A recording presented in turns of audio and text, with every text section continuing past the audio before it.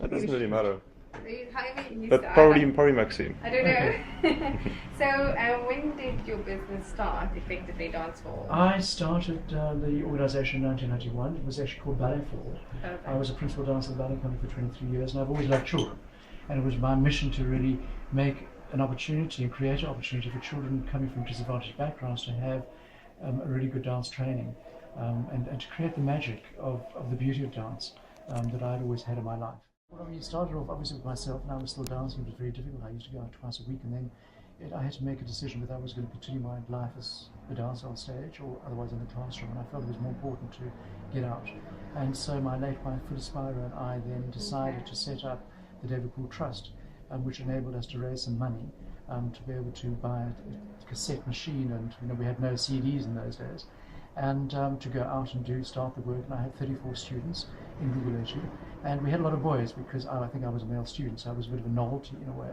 And I started getting to know people in the community and starting to really understand what the conditions were like for children.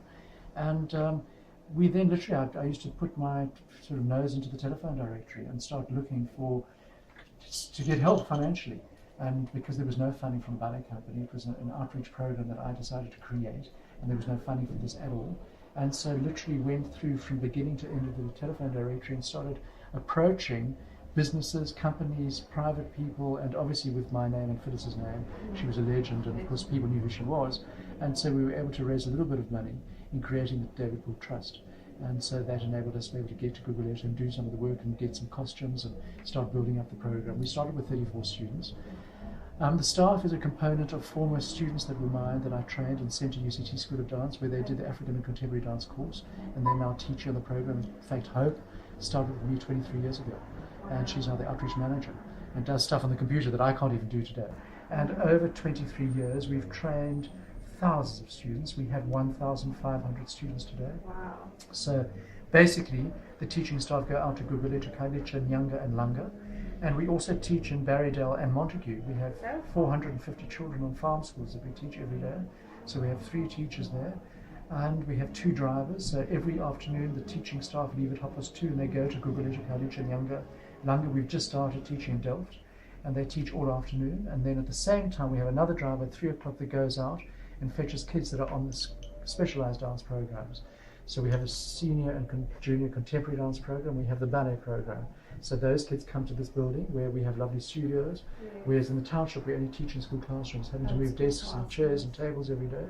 And so that's really how it works. And there is amazing talent. And in fact, I was doing a report the other day. We've trained over 40 dancers that are dancing all over the world today. Yeah. Over the last 23 years, of course. So we have to survive, come hell or high water. We have got to survive.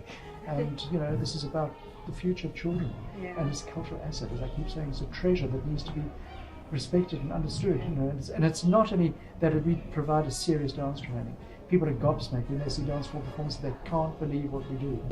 And it's not being patronizing, because I cannot stand that, because that happens a lot in this country. Oh, how sweet, because they're black, and how sweet, whatever it is, because they come from a disadvantaged background. It's not that at all. It's because they've got a bloody good training.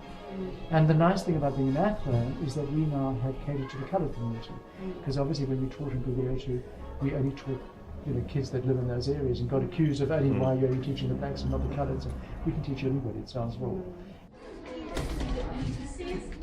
You dance so beautifully.